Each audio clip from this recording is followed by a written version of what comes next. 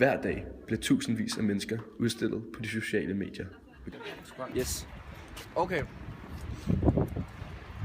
Du er da godt nok mega grim. Jeg håber snart du dør. Hvorfor tror du det?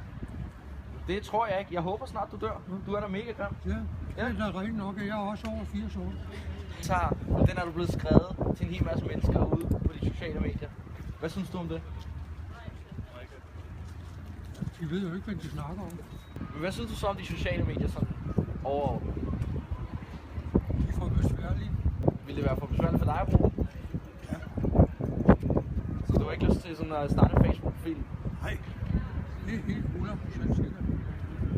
Så kan du komme i kontakt med alle dine venner. De er døde, de fleste af dem. Er du krid, eller er du kran? Jeg er kred. Absolut. Hvordan smager din kones ubarberede muslingeskal? Svedighed. Helt fint. Måske lidt saltet. Jeg tror også, jeg vil sige, det smager ikke noget. Fransk krav. Eller kæreste lige nu. Så. Den danske kyst. Det er så